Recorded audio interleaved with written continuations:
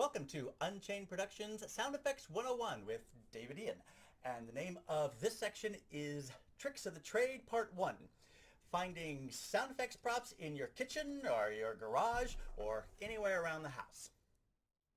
Let's say your script calls for a town clock chime or a grandfather clock, the kind of bell that has an echo to it.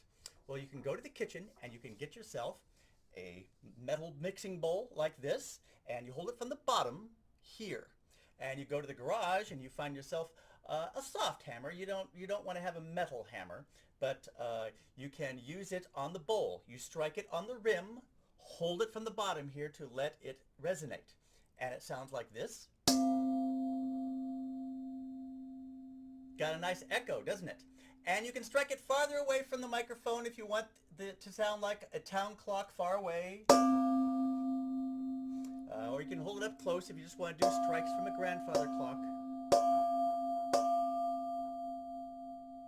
But that's what you can use if you want to have a nice echoey sound from a town clock or a grandfather clock. Now let's say you need to make some dinner sounds. Easily you go to the kitchen, you find some silverware, and you find yourself a hard plate, not a plastic one, and a couple of glasses. And all you do to make a dinner sound, it sounds like more than one person is having dinner, is you might roll the silverware around in your hand like this towards the microphone. And at the same time, you can also make some scraping sounds on the plate. Once in a while, you might want to hit the glasses and give it a glass tink sound. And you just rotate through those as you're doing your dinner sounds. And that's for a small group setting, a small dinner, probably in someone's own home. Now let's say you're doing a restaurant scene where you want to make the sound of many people eating.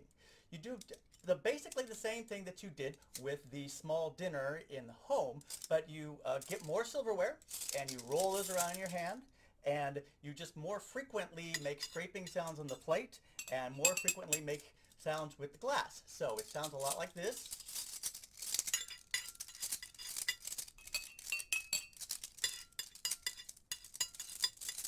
And again, that's in a restaurant where there are a lot of people eating. Now let's say you have a scene in a bar where there's more people drinking and not so much eating. You can use your same glasses, and I've got some wooden child cubes that I can use for ice cubes. They don't melt so much, and they make the same kind of sound as ice. So you might make the sound of ice cubes being dropped into a glass. You hear that in a bar. And then you can also shake the cubes around in the glass to give that sort of stirring the glass around. And you can do that with two glasses as well.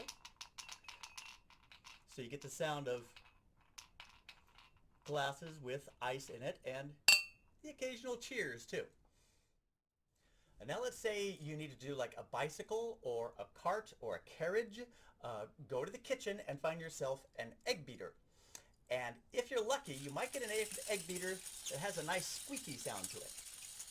The squeak helps to make the sound not to be just like a white noise, but it helps to enhance the sound that it's got a wheel and something that's going around. So you put that right up to the microphone and you have a bicycle. Now if you want a horse-drawn cart, you add your coconuts. Now these are the classic coconuts used by Monty Python gag for horses, but they work perfectly for horses.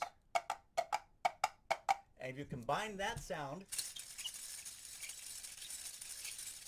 with your egg beater, then you can get a horse-drawn carriage, a cab in London, England, and of course the horse sound with it. Now maybe you don't have coconut halves in your kitchen. They can be found at the grocery store if you want to get them. But if you don't want to have to split open a coconut and empty them out and spoon out all the meat inside the coconuts, you can find yourself maybe a couple of wooden cups, and they will make the same sound as well.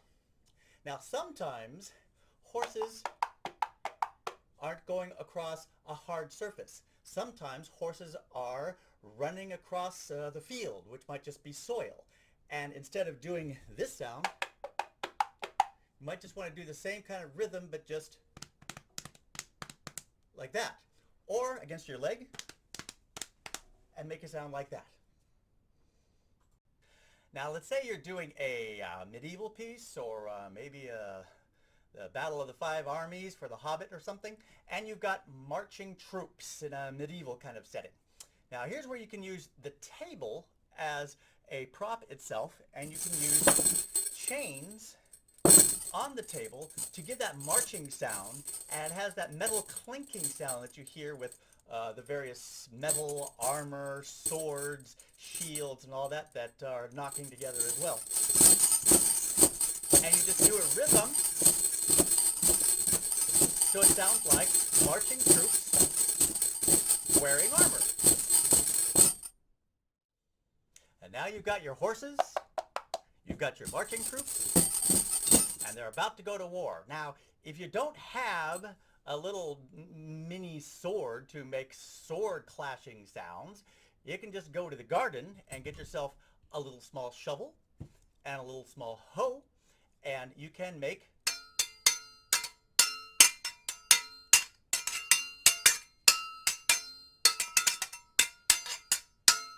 fighting sounds. So, you've got your horses, you've got your troops, you've got your swords and shields, but where are you going to find the trumpet to sound the charge and to begin the battle? Well, you can go around the workshop and try to find yourself some plastic tubing, and you can get this at a hardware store in the plumbing section. And then there's also, if you can see here, there is a pipe adapter, and this changes the size from big to small, and you put the small end that will fit into the tubing on this end. Now, for the bell of the trumpet, I just got this piece of plastic piping that splits out from 1 to 2, and I've also got one of those adapters there that it fits into, and that fits into the tubing.